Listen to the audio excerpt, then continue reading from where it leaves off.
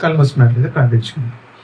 మమ్మల్ని మిక్కిలిగా ప్రేమించండి అయ్యో తండ్రి, మీ పరిశుద్ధమైన శ్రేష్టమైన అనుకున్నాను చూపించుకున్నాం తండ్రి.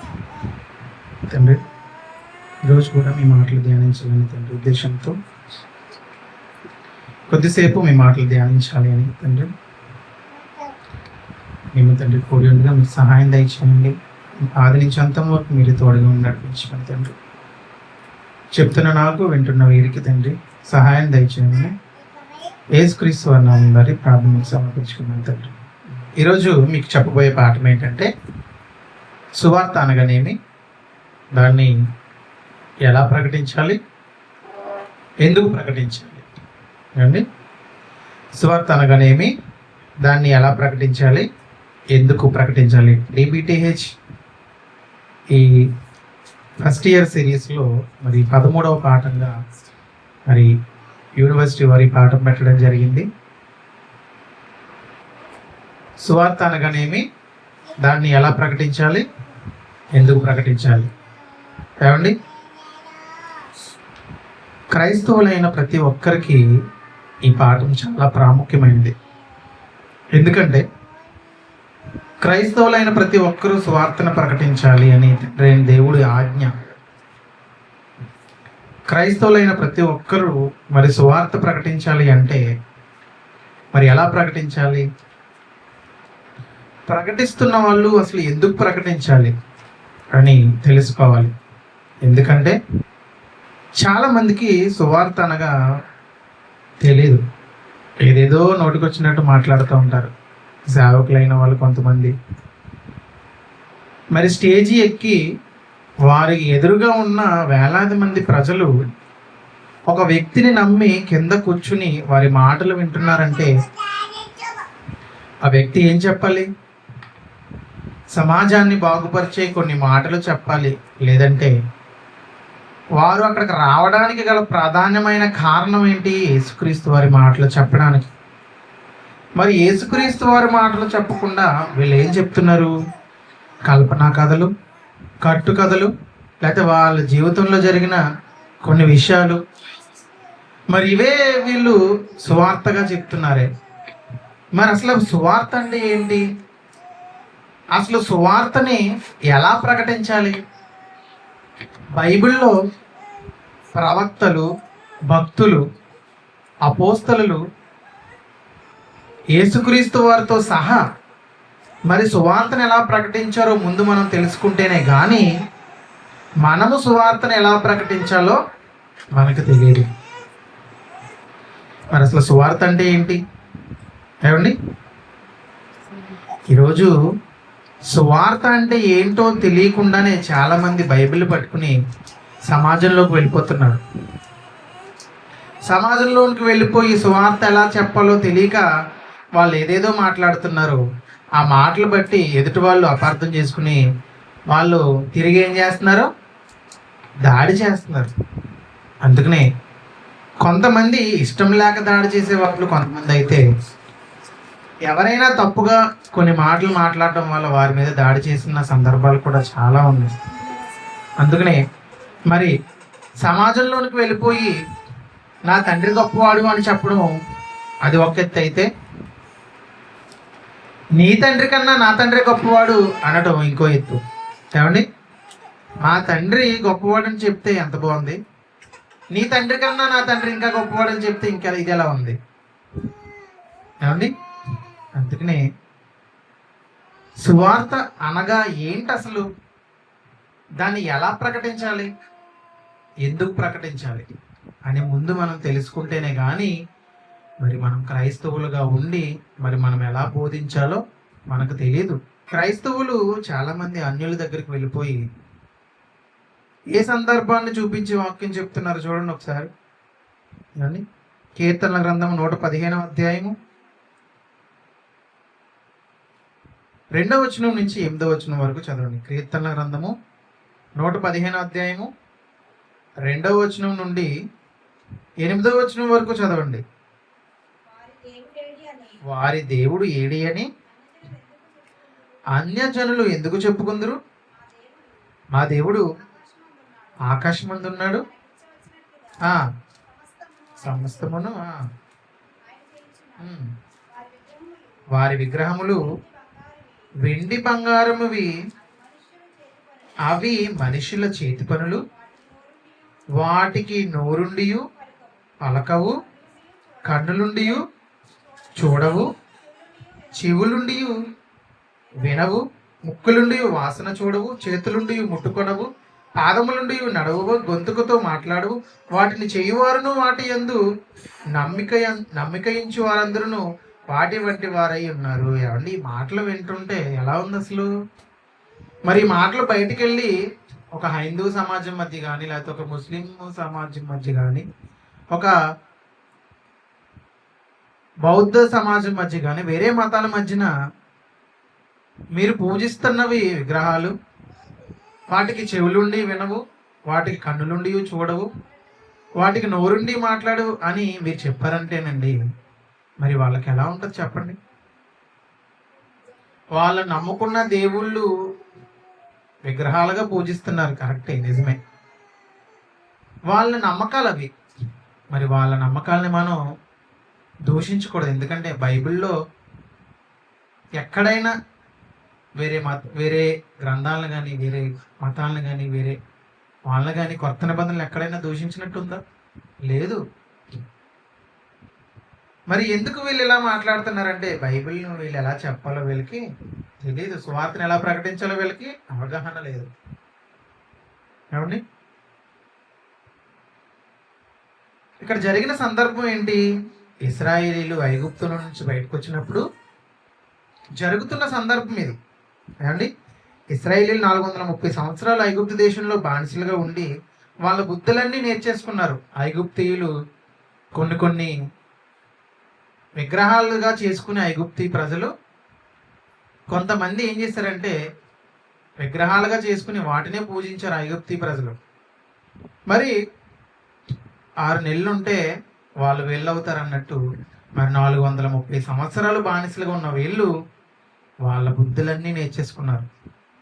వాళ్ళ బుద్ధులన్నీ నేర్చేసుకుంటే దేవుడు వీళ్ళకి చెప్తున్న మాటలు, మీరు పూజిస్తున్నారే, మీరు ఏవైతే పూజిస్తున్నారో అవి కన్నులుండి చూడవు, చెవులుండి మాట్లాడవు, చెవులుండి వినవు, నోరుండి మాట్లాడవు అని వీళ్ళకి, ఇశ్రాయేలీలకి తండ్రి అయిన దేవుడు చెప్తున్న మాటలను తీసుకొచ్చి ఈరోజు క్రైస్తవులు అన్ని జనుల్లోనికి వెళ్ళి చెప్తున్నారండి.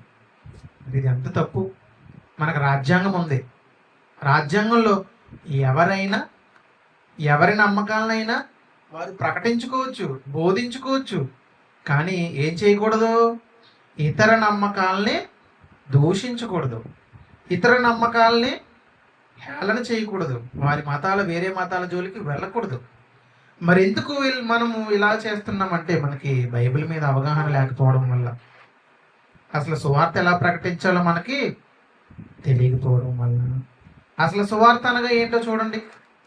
సువార్త అనగా ఏంటో మనకు తెలిస్తే మనము దాన్ని ఎలా ప్రకటించాలో, ఎందుకు ప్రకటించాలో తెలుస్తుంది. సువార్త అనగా బైబిల్ ఇచ్చే నిర్వచనం చూడండి. 1 కొరింథీ రాసిన పత్రిక, కొరింథీలకు రాసిన 1 పత్రిక 15వ అధ్యాయము 1వ వచనం నుండి 3వ వచనం వరకు చదవండి. మరియు సహోదరులారా, నేను మీకు ప్రకటించిన సువార్త అనగా మీకు తెలియపరుస్తున్నాను, మీరు దానిని అంగీకరించితిరి, దాని యందే నిలిచి ఉన్నారు. మీ విశ్వాసము వ్యర్థమైతేనే గాని నేను ఏ ఉపదేశముగా సువార్త మీకు ప్రకటించితునో ఆ ఉపదేశమును మీరు గట్టిగా పట్టుకుని ఉన్న ఎడల ఆ సువార్త వలననే మీరు రక్షణ పొందువారై ఉన్నారు. ఈ వాక్యం ద్వారా మనకేమర్థమవుతుంది? పౌలు గారు కొరింథీయులకు చెప్తున్నారు, నేను మీకు ఒక వార్తను మీకు చెప్పానే, మీరు దాన్ని బట్టే నమ్మకం ఉంచారు, మీరు దాన్ని బట్టే విశ్వాసం ఉంచారు, దాని ద్వారానే మీరు రక్షింపబడుతున్నారు. ఇంతకీ ఆ సువార్త ఏంటి? ఏమండి 3వ వచనం, నాకు ఇయ్యబడిన ఉపదేశమును మొదట మీకు అప్పగించి తిని, అదేంటంటే లేఖనముల ప్రకారం, అంటే బైబిల్ ప్రకారము లేఖనములు అనుకంటే మనకేంటి సువార్తలో రాయబడిన వచనాలు, అలాగే బైబిల్ అంతా ఉంది కదండి. లేఖనముల ప్రకారము క్రీస్తు మన పాపముల నిమిత్తము మృతి పొందెను, సమాధి చేయబడిను, లేఖనముల ప్రకారము 3వ దినమున లేపబడిను. ఆయన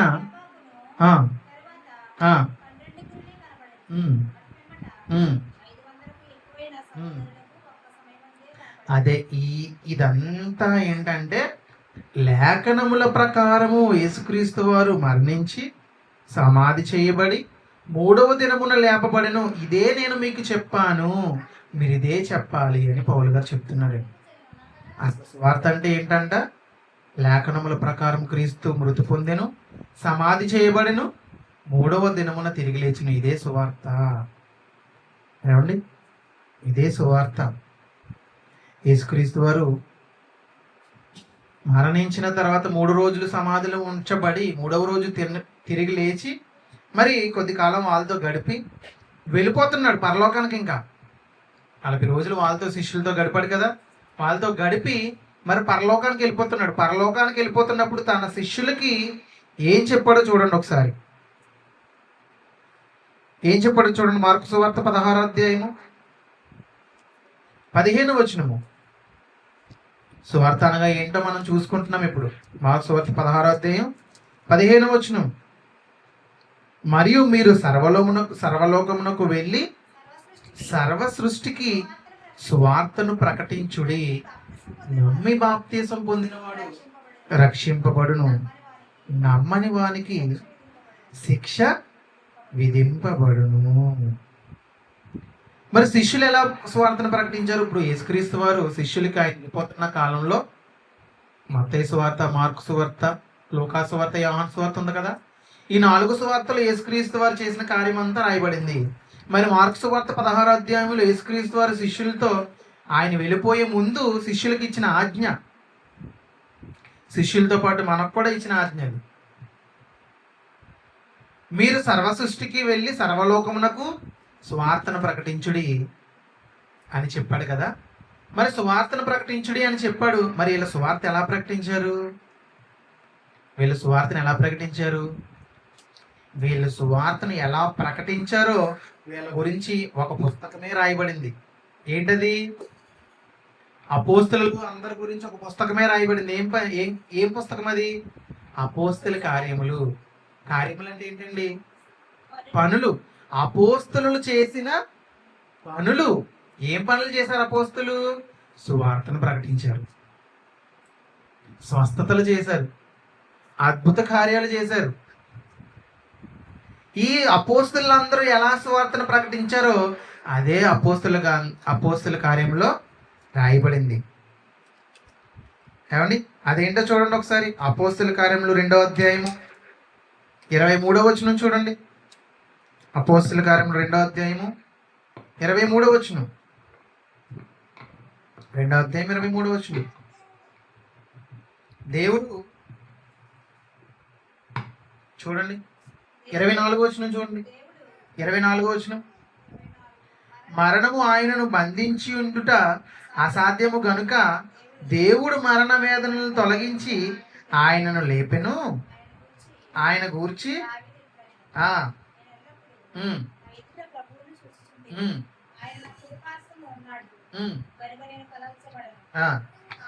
కావున చాలండి. ఏమండి? యేసుక్రీస్తు వారు చనిపోయిన తర్వాత పేతురు గారు ఏం ప్రకటిస్తున్నారు? మీరు సిలువ వేసిన ఈ యేసునే దేవుడు ప్రభువుగాను క్రీస్తుగాను లేపెను. ఏమండి? 36వ వచనం చూడండి. 2వ అధ్యాయం 36వ వచనం. అపోస్తలులు పేతురు గారు ఎలా ప్రకటించారని చూడండి. మీరు సిలువ వేసిన ఈ యేసునే దేవుడు ప్రభువుగాను క్రీస్తుగాను నియమించెను. సిలువ వేసిన యేసుక్రీస్తు వారు అంటే ఏం జరిగింది? సిలువలో ఆయన మరణించాడు, సమాధి చేయబడ్డాడు, తిరిగి 3వ దినమున లేపబడ్డాడు. ఇదే సువార్త కింద వాళ్ళు ప్రకటించారు. ఏమండి? ప్రకటించారండి. అపోస్తుల కార్యములు 4వ అధ్యాయం 2వ వచనం. అపోస్తుల కార్యం 4వ అధ్యాయం 2వ వచనం చూడండి. వారు ప్రజలకు బోధించుచు యేసు నామమును ఉమ్, ఉమ్, ఆ, ఏం ప్రకటిస్తున్నారంట? ఏం ప్రకటిస్తున్నారంట? యేసుక్రీస్తు ద్వారా మృతుల్లో నుండి పునరుత్థానం కలుగుతుందని ప్రకటిస్తున్నారు. ఇప్పుడు సువార్త అనగా ఏంటి? యేసుక్రీస్తు సమాధి, మరణ, పునరుత్థానము. ఇదే సువార్త. ఇది గాక మీరు ఏది విన్నా అది సువార్త కాదు. యేసుక్రీస్తు మరణ, సమాధి, పునరుత్థానం ద్వారా కదా మనకు రక్షణ కలిగింది. ఆ రక్షణ గురించి మీకు చెప్తున్నాను. కొరింథీ పత్రిక 15వ అధ్యాయంలో మనం ఇందాక చదువుకున్నాం. నేను మీకు ఏది ఉపదేశించానో అదే మీకు రక్షణ కలగజేస్తుంది అంటున్నాడు. ఏమండి? ఇదే సువార్త అంటున్నాడండి. ఇదే సువార్త. చూడండి, ఇంకా మనం ఇంకెలాగా ఏమండి? ఇప్పుడు సువార్తను మనము ఎలా ప్రకటించాలి? సువార్త అనగా ఏంటో చూసాం కదా. సువార్త అనగా ఏంటి? యేసుక్రీస్తు మరణ, సమాధి, పునరుత్థానము. ఇది సువార్త. దీనితో పాటు బైబిల్లో రాయబడిన 66 గ్రంథాలు కూడా మనము సువార్తగా ప్రకటించవచ్చు. ఏమండి? ఎన్నో సూచక్రియలు చేశారు, ఎన్నో అద్భుత కార్యాలు చేశారు, ఎన్నో మహత్కార్యాలు చేశారు వీళ్ళు. ఇవన్నీ చేస్తూ చేస్తూ చేస్తూ యేసుక్రీస్తుని ప్రకటించారు. ఇంకెలా సువార్త ప్రకటించారంటే చూడండి. ఇంకా సువార్త ఏమవుతుంది చెప్పండి? ఇంకా సువార్త అంటే ఏంటి? 1 పేతురు రాసిన పత్రిక, 1 పేతురు 1వ అధ్యాయము 24వ వచనం. 1 పేతురు 1వ అధ్యాయం 24వ వచనం చూడండి. సర్వశరీరులు గడ్డిని పోలిన వారు, వారి అందమంతయు గడ్డి పువ్వు వలె ఉన్నది. గడ్డి ఎండును, దాని పువ్వును రాలును. అయితే ప్రభు వాక్యము ఎల్లప్పుడూ నిలుచును. ఏమండి? మత్తయి సువార్త 28వ అధ్యాయం 11వ వచనం చూడండి. వారు వెళ్ళుచుండగా కావలి వారిలో కొందరు పట్టణంలోనికి వచ్చి జరిగిన సంగతులన్నింటినీ ప్రధాన యాజకులతో చెప్పి, కాబట్టి వారు పెద్దలతో కూడి వచ్చి ఆలోచన చేసి సైనికులందరూ ద్రవ్యం ఇచ్చి, ఇక్కడ ఏం జరిగిందంటే యేసుక్రీస్తు వారు సమాధి చేయబడిన తర్వాత ఏమండి, ప్రధాన యాజకులు, సైనికులు వీళ్ళందరూ పెద్దలతో కూడి సైనికులకి కొంత ద్రవ్యం ఇచ్చి యేసుక్రీస్తు వారిని వారి శిష్యులు ఎత్తుకుపోయారు. అది యేసుక్రీస్తు వారిని శిష్యులు ఎత్తుకుపోయారు అని మరి ఆ చుట్టుపక్కల అందరికీ చాటింపు వేయించారు. వీళ్ళందరూ ఎవరిలో? ప్రధాన యాజకులు, పెద్దలు వీళ్ళందరూ కూడి యేసుక్రీస్తు వారిని శిష్యులు ఎత్తుకుపోయారు అని చాటించేశారండి. ఇది ఆ రోజు మరి ఆ ప్రాంతాలంతా ఇదంతా వెళ్ళిపోయింది. సమాచారం అంతా యేసుక్రీస్తు శిష్యులు ఎవరు ఎత్తుకుపోయారంట. యేసుక్రీస్తు వారు చనిపోయిన తర్వాత తిరిగి లేచాడు కదండి. తిరిగి లేచిన తర్వాత ఆయన శిష్యులు డిస్టర్బ్ చేయకుండా, యేసుక్రీస్తు వారు చనిపోయిన తర్వాత తిరిగి లేచి 3వ రోజు దినం తిరిగి లేచాడు కదా. ఈ ప్రధాన యాజకులు, పెద్దలు వీళ్ళందరూ ఏం చేశారంటే శిష్యులతో ఒక ఒప్పందం చేసి చాలా వాళ్ళకి ద్రవ్యం ఇచ్చి, మీరు యేసుక్రీస్తు వారు 3వ దినమున లేగలేదు, శిష్యులు ఎత్తుకుపోయారు అని మీరు చాటించండి అని ఆ యెరూషలేము ఆ చుట్టుపక్కల ప్రాంతాలన్నిటికీ వీళ్ళు చేపించారండి. ఈ మాట ప్రసిద్ధి చెందింది. ఏమని? యేసుక్రీస్తు వారు తిరిగి లేవలేదు, శిష్యులే ఎత్తుకుపోయారని. అప్పుడు అపోస్తలులు మొట్టమొదట చేసిన పని ఏంటంటే యేసుక్రీస్తు వారు మరణించి సమాధి చేయబడి 3వ దినమున తిరిగి లేచారు అని మరి శిష్యులు మరి ఈ విధంగా యేసుక్రీస్తుని నమ్మించడానికి, యేసుక్రీస్తు ఇలాగా తిరిగి లేచాడు అని మరి ప్రజల్ని నమ్మించాలి కదా. అందుకు వీళ్ళు ఇలా ప్రకటించారు. మరి ఇంకా ఎలా ప్రకటించారంటే ఇందా మనం చూసుకున్నాం. సర్వ శరీరులు గడ్డిని పోలిన వారు, వారి అందమంతయు గడ్డిని పోలి ఉన్నది. అయితే గడ్డి ఎండును, దాని పువ్వురాలను. అయితే ప్రభు వాక్యం ఎల్లప్పుడూ నిలుచును అని కూడా వీళ్ళు సువార్తను ప్రకటించారు. ఏమండి? మరి యేసుక్రీస్తు వారు కూడా సువార్తను ప్రకటించారు. ఎలా ప్రకటించారు? మార్కు సువార్త 1వ అధ్యాయం 14వ వచనం చూడండి. మార్కు సువార్త 1వ అధ్యాయం 14 వచనం. యోహాను చెరపట్టబడిన తరువాత యేసు కాలము పరిపూర్ణమై ఉన్నది, దేవుని రాజ్యము సమీపించి ఉన్నది, కాబట్టి మారు మనస్సు పొంది సువార్త నమ్ముడని చెప్పుచు దేవుని సువార్త ప్రకటించుచు గలిలేకి వచ్చెను. యేసుక్రీస్తు వారు ఎలా ప్రకటించారంటండి? మారు మనస్సు పొంది దేవుని సువార్తను నమ్మండి, పరలోక రాజ్యం సమీపించి ఉన్నది అని మరి యేసుక్రీస్తు వారు సువార్త ప్రకటించారు. సువార్త అనగా ఏంటి? యేసుక్రీస్తు సమాధి, మరణ, సమాధి, పునరుత్థానం, ఇదే సువార్త. మరి అప్పుడు యేసుక్రీస్తు వారిని ఎవరో శిష్యులు ఎత్తుకుపోయారు కాబట్టి అని అక్కడున్న ప్రజలను నమ్మించడానికి శిష్యులు మరి యేసుక్రీస్తు వారిని ప్రకటిస్తే, మరి ఆ తర్వాత పేతురు గారు వీళ్ళందరూ కూడా మరి ఎన్నో అద్భుత కార్యాలు చేసి, ఎన్నో మహత్కార్యాలు చేసి, ఎన్నో సూచక్రియలు చేసి మరి సువార్తను ప్రకటించారు. ఆ తర్వాత యేసుక్రీస్తు వారు కూడా ప్రకటించారు, మారు మనసు పొందండి అని. ఇది సువార్త అండి. మరి సువార్తను ఎలా ప్రకటించాలి? ఏమండి, సువార్తను ఎలా ప్రకటించాలి? చాలామంది సువార్తను ఎలా ప్రకటించాలో తెలియక కొంతమంది వేదాల్లో సువార్త ఉందని, ఏమండి, కొంతమంది ఇతర గ్రంథాల్లో ఉందని చాలామంది తప్పుడు మాటలు మాట్లాడుతూ ఉంటారు. అయితే నిజంగా వేదాల్లో కానీ వేరే గ్రంథాల్లో యేసుక్రీస్తుంటే మరి మనం క్రైస్తవంలోకి రావడం ఎందుకు? వేదాల్లో యేసుక్రీస్తు వారు ఉంటే మనం బైబిల్ పట్టుకోవడం ఎందుకు? వేదాల దగ్గరికి వెళ్ళొచ్చు కదా. యేసుక్రీస్తు వారు ఎక్కడా లేడు బైబిల్లో తప్ప. ఏమిటి? అందుకనే క్రైస్తవులు సువార్తని ఎలా ప్రకటించాలో తెలుసుకోవాలి, ఎలా ప్రకటించుకోవాలో తెలుసుకోవాలి. యేసుక్రీస్తు వారు ఎలా సువార్తను ప్రకటించారో చూడండి ఒకసారి. మార్కు సువార్త 7వ అధ్యాయం 7వ వచనం చూడండి.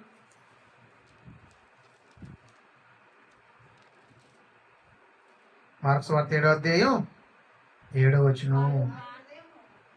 వారు మానవులు కల్పించిన పద్ధతులు దేవోపదేశములని బోధించుచు ఆరాధించుదురు అని వ్రాయబడినట్టు వేషధారులైన మిమ్మల్ని గూర్చి యెషయా ప్రవచించినది సరియే. అంటే లేఖనములో ప్రవక్త గ్రంథములు ఇశ్రాయేలుకి ఎత్తి చూపుతూ యేసుక్రీస్తు వారి సువార్తను ప్రకటించడం జరిగింది. లేఖనములలో ఉన్న ప్రవక్తలు రాసిన ఈ వచనాలను చూపిస్తూ యేసుక్రీస్తు వారు సువార్తను ప్రకటించారు. అంటే మీరు ఎలా ప్రకటించవచ్చు? లేఖనములు అంటే పాత నిబంధన గ్రంథంలో ప్రవక్తలు, భక్తులు రాసిన ఈ మాటలను బట్టి కూడా మీరు సువార్తను ప్రకటించవచ్చు. ఏమండి? అయితే ఎదుటివారికి ఇబ్బంది కలగకుండా ఏర్పరచబడిన వారిని మోసం చేయకుండా పాత నిబంధనలో ఉన్న గ్రంథాలని బట్టి ఆధారాలతో సహా మీరేం చేయాలి? ప్రజలకి బోధించాలి. కట్టుకథలు చెప్పకూడదు, కల్పనా కథలు చెప్పకూడదు, అక్కడ జరిగిన సాక్ష్యాలు ఇక్కడ జరిగిన సాక్ష్యాలు చెప్పకూడదు. యేసుక్రీస్తు వారి మాటలు మాత్రమే చెప్పాలి. ఆదికాండం 1వ అధ్యాయం నుంచి ప్రకటన గ్రంథం చివరి అధ్యాయం వరకు ఉన్న మాటలనే చెప్పాలి తప్ప మీకు బయటికి వెళ్ళకూడదు, వేరే గ్రంథాల జోలికి వెళ్ళకూడదు, వేరే మతాల జోలికి వెళ్ళకూడదు, వేరే దేవుళ్ళ పేరు ఎత్తకూడదు. ఏమండి? మన దేవుడు ఎంత గొప్పవాడో మనం ప్రకటించుకోవాలి తప్ప వేరే గ్రంథాల జోలికి మనం వెళ్ళకూడదు. ఏమండి?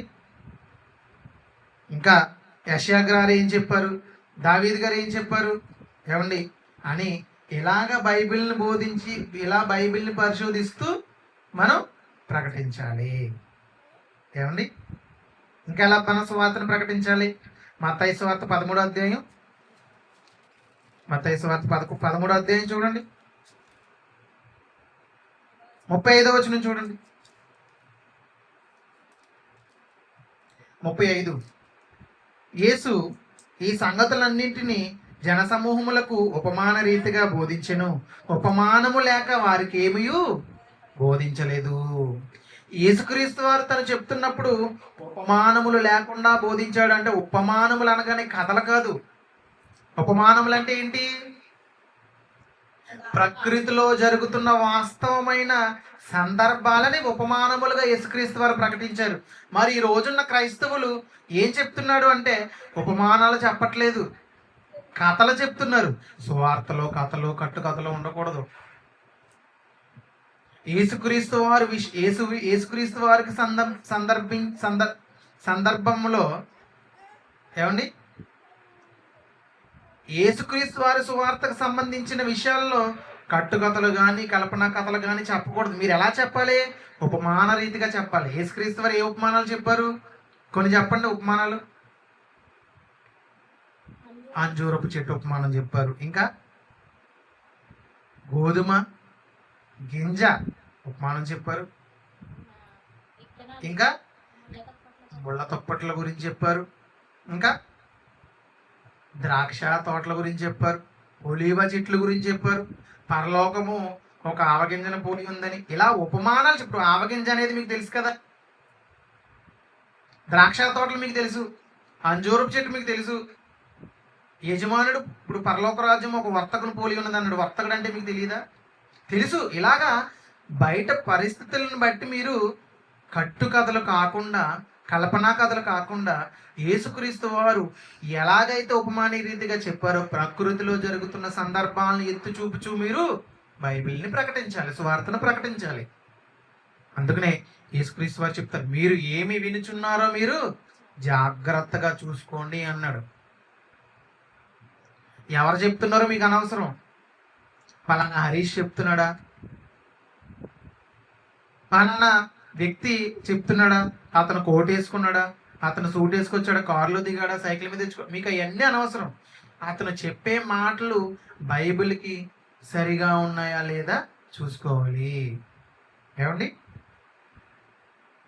చూసుకోవాలి. యేసుక్రీస్తు వారు ఉపమానం లేకుండా ఏది చెప్పలేదు. మనం కూడా ఉపమానం లేకుండా ఏది చెప్పకూడదు.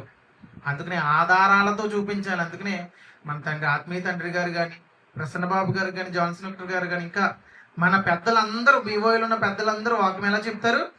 ఏది చెప్పినా కానీ ఆధారాలతో ఖచ్చితంగా చెప్తారు. అందుకనే మన పబ్లిక్ మీటింగ్లు చూడండి, ఎక్కడైనా కానీ స్క్రీన్లు, డిస్ప్లేలు, ప్రొజెక్టర్లు ఇవన్నీ వేస్తారు. ఎందుకు? మనం చెప్పిన మాటలు ఖచ్చితంగా ఆధారాలతో సహా ఉంటాయి కాబట్టి వాటిని ప్రజల ముందు నిరూపించాలని ఖచ్చితంగా మనం ఏం చేస్తాం? తెరల మీద చూపిస్తాం ప్రజలకి, అబద్ధాలు కాదు. అపోస్తలుల సువార్త ఎలా ప్రకటించారు చూడండి.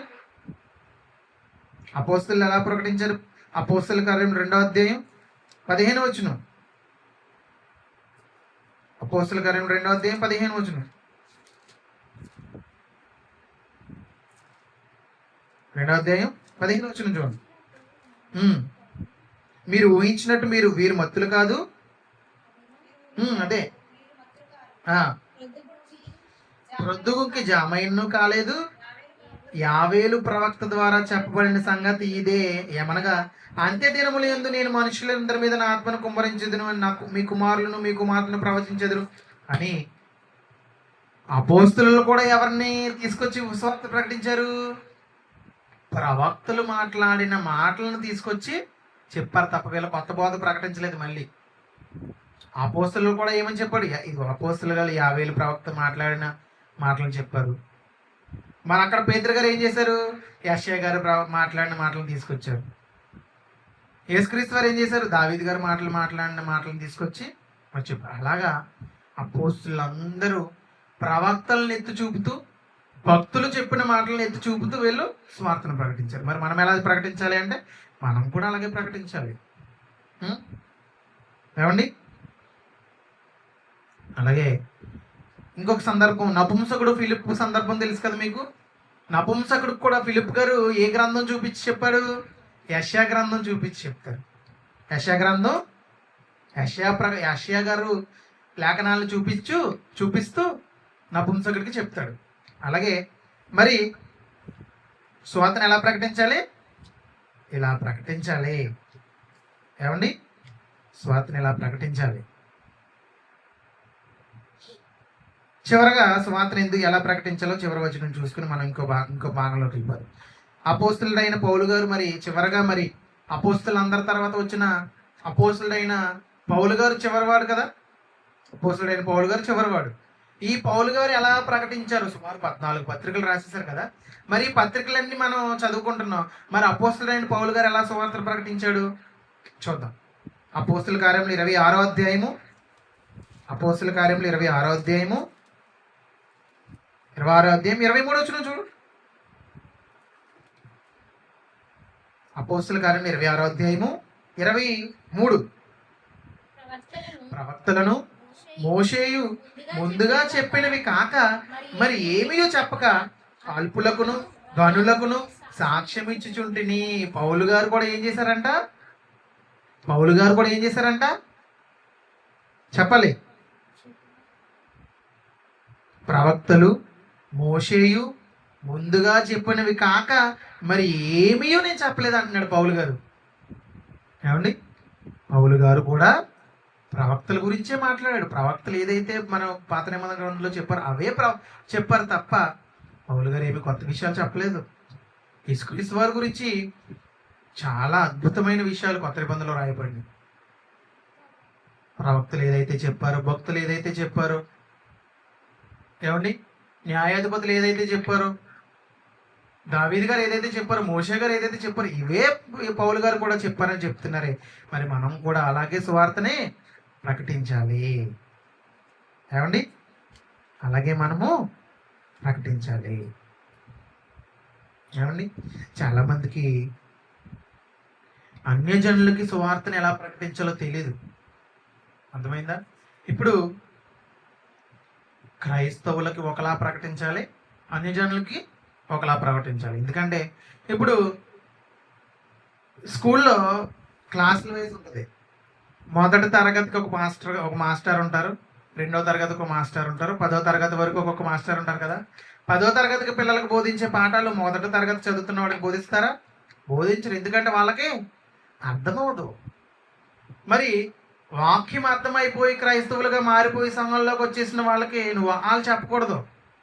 వాళ్ళకి ఏం చెప్పాలి? జ్ఞానము, సత్యవాక్యం ప్రకటించాలి. సత్యములోనికి వచ్చిన వాళ్ళని ఎందులోకి తీసుకెళ్ళాలి? సర్వసత్యంలోనికి తీసుకెళ్ళాలి. ఏమండి, మరి అన్యజనులు వాక్యం తెలియదు వాళ్ళకి. మరి నువ్వు వాళ్ళకి ఏం ప్రకటించాలి? వాళ్ళ దగ్గర నుంచి రావాలి. వాళ్ళకి దేవుడు అంటే ఎవరో తెలియదు. దేవుడిని వాళ్ళకి పరిచయం చేస్తూ నువ్వు సువార్తను ప్రకటించాలి తప్ప నువ్వు మరలా వాళ్ళకి 10th క్లాస్ వాళ్ళకి చెప్పే పాఠాలు చెప్తున్నట్టు చెప్పకూడదు. అరటిపండు ఒలిచి వాళ్ళకి పెడుతున్నట్టు చక్కగా చెప్పాలి స్వార్థని. అన్యజనులకు సువార్తను ఎలా ప్రకటించాలి చూడండి. రోమీయులకు రాసిన పత్రిక 1వ అధ్యాయం 20వ వచనం. రోమీయులకు రాసిన పత్రిక 1వ అధ్యాయం 20వ వచనం.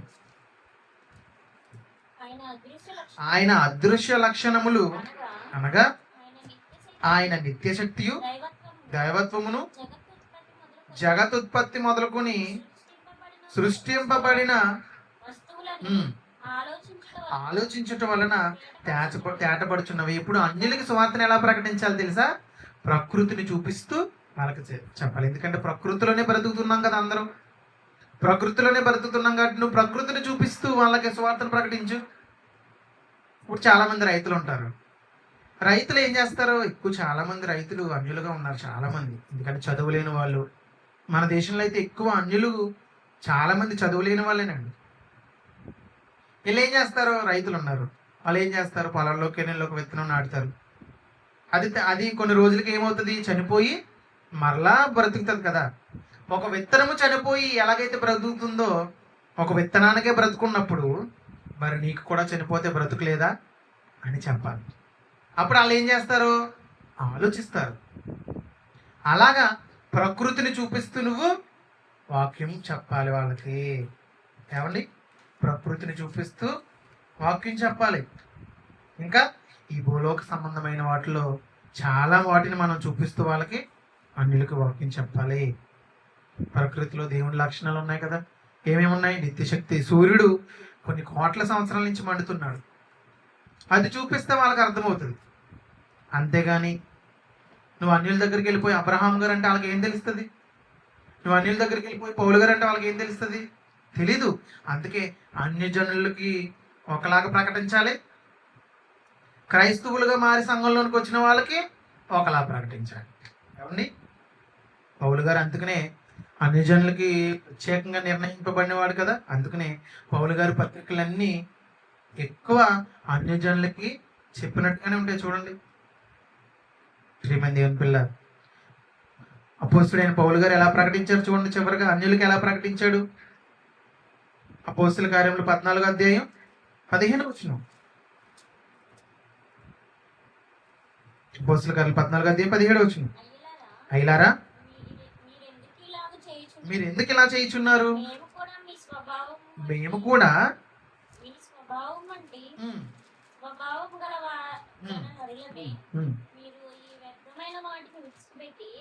ఆకాశమును భూమిని సముద్రమును వాటిలో ఉండు సమస్తమును సృజించిన జీవము గల దేవుని వైపు తిరగవాలని మీకు సువార్త ప్రకటించుచున్నాను అంటున్నాడు. అంటే ప్రకృతిని చూపిస్తున్నాడు. మనం చేసుకున్న వాటిని మనం పూజించడం కాదు, మనల్ని అందరినీ సృష్టించి ఈ ప్రకృతిని సృష్టించిన జీవము గల దేవుడు ఒకడు ఉన్నాడు, ఆయన్ని మీరు నమ్మకండి అని ప్రకటిస్తున్నాడు. ఏమండి? అలాగే ఇంకా చాలా తెలివిగా ప్రకటిస్తాడండి పౌలు గారు. పౌలు గారు పత్రికలన్నీ చదువుకోండి, ఆయన ఎలా సువార్త ప్రకటించాడో మీకు అర్థమవుతుంది. మీరు కూడా సువార్తని అలాగే ప్రకటించాలి. ఇప్పుడు సువార్త అనగా ఏంటో మీరు చూసుకున్నారు. సువార్త ఎలా ప్రకటించాలో కూడా మీకు అర్థమైందా? అర్థమైంది.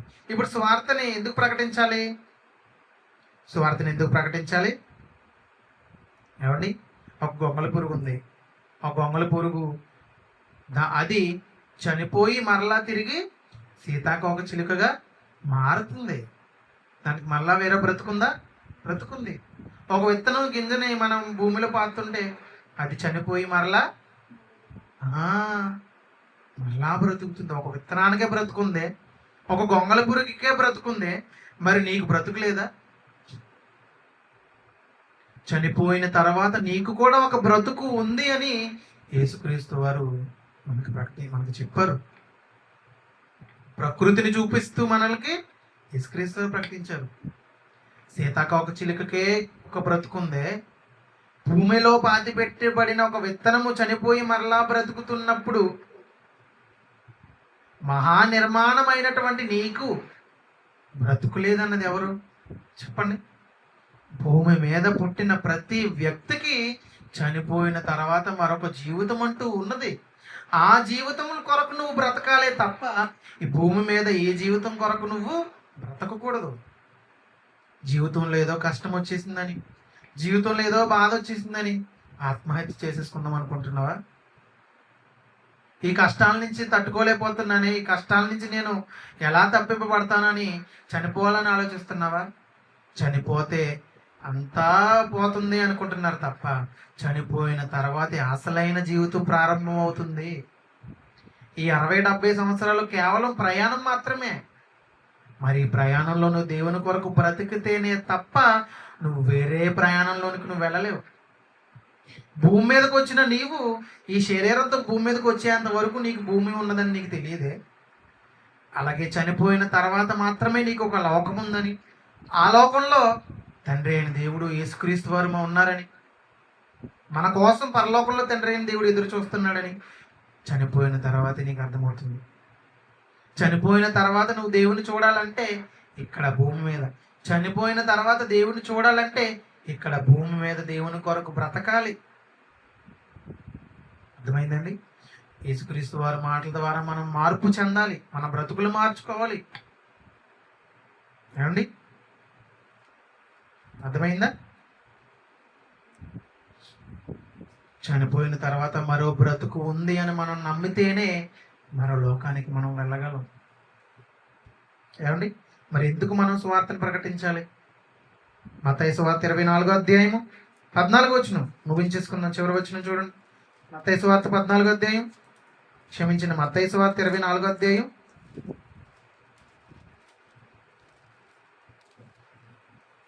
14వ వచనం చూడండి.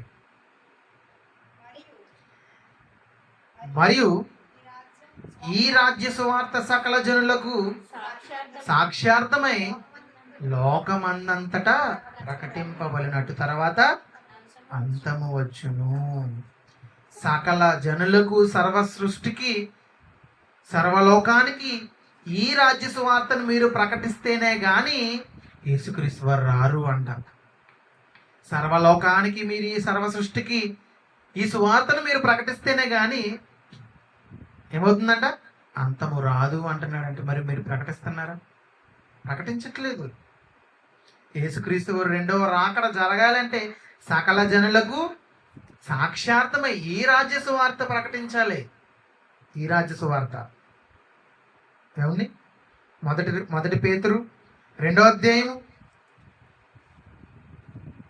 9వ వచనం.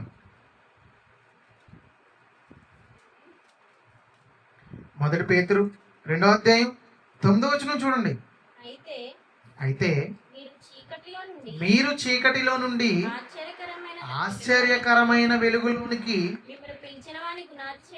మిమ్మును పిలిచిన వాని గుణాతిశయములను ప్రచురము చేయు నిమిత్తము ఏర్పరచబడిన వంశమును, రాజులైన యాజక సమూహమును, పరిశుద్ధ జనములను, దేవుని సొత్తైన ప్రజలనై ఉన్నారు. చదవండి. ఒకప్పుడు ప్రజగా ఉండగా ఇప్పుడు దేవుని ప్రజ అయితిరి. ఒకప్పుడు కనికరింపబడక ఇప్పుడు కనికరింపబడిన వారైతిరి. ప్రియులారా, మీరు పరదేశులను యాత్రికులను. చాలండి. మొదటి పేతురు రాసిన పత్రిక 2వ అధ్యాయం 9వ వచనం ఏంటంట? మిమ్మును పిలిచిన వాని గుణాతిశయములను, చీకటిలో నుండి వెలుగులోనికి వచ్చిన మిమ్మును పిలిచిన వాని గుణాతిశయములను మీరు ప్రకటించాలి అని చెప్తున్నాడంటే, మరి చీకటిలో నుంచి వెలుగులోనికి వచ్చిన వాళ్ళు ఎవరు? క్రైస్తవులు. మరి ఈరోజు క్రైస్తవులుగా ఉన్న వాళ్ళు అందరూ సువార్తను ప్రకటిస్తున్నారా లేదా? ఎవరు ప్రకటిస్తున్నారు? ఎవ్వరూ ప్రకటించట్లేదు. పాస్టర్ గారు సువార్త చెప్తే చాలు అనుకుంటున్నారు. ఏదో ఆదివారం వెళ్ళిపోయి 4 గంటలు 2 గంటలు ఏమండి ఆరాధనలో కూర్చుని 4 మాటలు విని కానుకేసి ఆమేన్ అనుకుని 4 పాటలు పాడుకుని వస్తే సరిపోతుంది అనుకుంటున్నారు తప్ప, మరి వచనం బట్టి ఏమర్థమవుతుంది మనకి? చీకటిలోనికి వెలుగులోనికి వచ్చిన ప్రతి క్రైస్తవుడు సువార్తను ప్రకటించాలి. ఏమండి? సువార్తను ఎవరు ప్రకటించాలి? సువార్తను ఎవరు ప్రకటించాలి? సంఘ కాపరు ఒకరు ప్రకటిస్తే సరిపోద్దా? సంఘ పెద్దలు ఒకరు ప్రకటిస్తే సరిపోయిద్దా? సువార్తను చీకటిలో నుంచి వెలుగులోనికి వచ్చిన ప్రతి క్రైస్తవుడు సువార్తను ప్రకటించాలి. చీకటిలో నుంచి వెలుగులోనికి వచ్చాడంటే ఎవరతను? క్రైస్తవుడు. బాప్తిసం తీసుకుని సంఘంలోనికి వచ్చిన ప్రతి క్రైస్తవుడు యేసుక్రీస్తును ప్రకటించాలి. యేసుక్రీస్తును ప్రకటించాలి. ఒకవేళ ప్రకటించకపోతే ఏంటి నీ పరిస్థితి? అది కూడా చెప్తున్నాడు చూడండి. మొదటి కొరింథీయులకు రాసిన పత్రిక 9వ అధ్యాయం 16వ వచనం. చీకటిలో నుండి వెలుగులోనికి వచ్చేసావు నువ్వు. 9వ అధ్యాయం 16వ వచనం. చీకటిలో నుండి నువ్వు వెలుగులోనికి వచ్చేసావు. మరి నీ సహోదరులు ఎంతో మంది ఇంకా చీకటిలో ఉండిపోయారే. మరి వాళ్ళని తీసుకురావా? ఇంకా చీకట్లో ఉండిపోయిన నీ సహోదరులు, నీ చెల్లెళ్ళు, నీ అక్కలు, నీ అన్నయ్యలు, నీ తమ్ముళ్ళు ఎంతో మంది బయట సమాజంలో ఇంకా చీకట్లో ఉండిపోయారే. మరి వారు నువ్వు వెలుగులోనికి తీసుకురావా? నువ్వొక్కడవే వెలుగులో ఉంటే సరిపోద్దా? నువ్వొక్కడవే వెలుగులో ఉండి మరి చనిపోయిన తర్వాత పరలోకానికి వెళ్ళిపోతే సరిపోయిందా? నువ్వొక్కడవే దేవుని దగ్గరికి వెళ్ళిపోతే సరిపోయిందా? మరి నీ సహోదరుని తీసుకెళ్ళవా? నీ కుటుంబాన్ని తీసుకెళ్ళవా? నీ సంఘాన్ని తీసుకెళ్ళవా? అందుకనే సువార్తను చీకటిలో నుండి వెలుగులోనికి వచ్చిన ప్రతి క్రైస్తవుడు సువార్తను ప్రకటించాలి. ఒకవేళ ప్రకటించకపోతే ఏంటి నీ పరిస్థితి? 9వ అధ్యాయం 16వ వచనం కొరింథీయులకు రాసిన పత్రిక. నేను సువార్తను ప్రకటించుచున్నను, నాకు అతిశయ కారణము లేదు. సువార్తను ప్రకటించవలసిన భారము ప్రతి క్రైస్తవుడి మీద ఉన్నది. ఒకవేళ సువార్తను నేను ప్రకటించకపోతే అయ్యో నాకు శ్రమ. ఏంటి సువార్తను ప్రకటించకపోతే శ్రమ ఏంటండి బాబు? సువార్తను ప్రకటించకపోతే నువ్వు చనిపోయిన తర్వాత నిత్య నరకాగ్నిలోనికి వెళ్ళిపోతావు. అందుకే నువ్వు సువార్తను ప్రకటించు. సువార్తను ప్రకటించి చీకటిలో ఉన్న నీ సహోదరులైన ప్రతి క్రైస్తవుణ్ణి, ప్రతి వ్యక్తిని నువ్వు వెలుగులోనికి తీసుకురా. ఒకవేళ నువ్వు సువార్తను ప్రకటించకపోతే నీకేంటంట? శ్రమ. ఇటు పౌలు గారు 14 పత్రికలు రాసిన పౌలు గారే సువార్తను ప్రకటించకపోతే నాకు శ్రమ అంటుంటే, ఆయన రాసిన పత్రికలు చదువుకుంటున్న మనము సువార్తను ప్రకటించొద్దా? ప్రకటించాలి. ప్రకటించాలి. పక్కన పల్లెలకు వెళ్ళు, ఆ పక్కన పట్టణాలకు వెళ్ళు, ఆ పక్కన సిటీకి వెళ్ళు, ఆ పక్కన ప్రాంతానికి వెళ్ళు. నీ పక్కనున్న సహోదరులకు కానీ, నీ పక్కనున్న వీధులకు కానీ ఎవరికైనా కానీ నువ్వు సువార్తని ప్రకటించాలి. ప్రకటిస్తున్నామా? సువార్తను ప్రకటించకపోతే మనకు శ్రమ. చనిపోయిన మరుక్షణమే నిత్య నరకాగ్నిలోనికి మనం వెళ్ళిపోతాం. అందుకనే సువార్తను మనం ప్రకటించాలి. సువార్తను మనం అందరం ప్రకటించేవారుగా ఉండాలి. అర్థమైందండి? సువార్త ఎందుకు? సువార్త అనగానేమి? దాన్ని ఎలా ప్రకటించాలి, ఎందుకు ప్రకటించాలి అని మనం ఈ పాఠం చదువుకున్నాం కదా. మరి ఈ పాఠం ద్వారా మీరు ఎన్నో మాటలు నేర్చుకున్నారు. ఈ మాటలు కూడా మీరు అందరూ సమాజానికి చెప్పాలి. ఏమండి? కళ్ళు మూసుకున్నట్లయితే ప్రార్థించుకుందాం. మమ్మల్ని మిక్కిలిగా ప్రేమించిన మా ప్రియ పరలోక తండ్రి, మీరు ఇచ్చిన భాగ్యం ద్వారా, మీరు ఇచ్చిన జ్ఞానం ద్వారా ఎంతోమందికి తండ్రి నీ మాటలు ప్రకటించాను. సువార్త అనగా క్రీస్తు వారి మరణ, సమాధి, పునరుత్థానము, వాటితో పాటు తండ్రి ప్రవక్తల ద్వారా మీరు చెప్పిన మాటలు, భక్తుల ద్వారా మీరు రాయించిన మాటలు, బైబిల్లో ఉన్న 66 పుస్తకాలు తండ్రి మేము సువార్తగా మేము మీ పిల్లలకు బోధించాలి. ఒకవేళ అలా బోధించకపోతే మాకు శ్రమ అని పౌలు గారు చెప్తున్నారు తండ్రి. మరి మేము కూడా సువార్త ప్రకటించవలసిన భారం మా మీద ఉంది. మరి మేము సువార్తను ప్రకటించాలి తండ్రి. అలా మేమందరం బ్రతికేలాగా మీరు సహాయం దయచేయమని, అలాగే రేపు కూడా తండ్రి జరిగే ఆరాధన అంతట్లో మీరు తోడుగా ఉండమని మా ప్రభు, మా రక్షకుడిని గురించి యేసుక్రీస్తు వారి పరిశుద్ధమైన నామం ద్వారా ప్రార్థన సమర్పించుకున్నాను తండ్రి. ఆమేన్. మీ అందరికీ వందనాలు.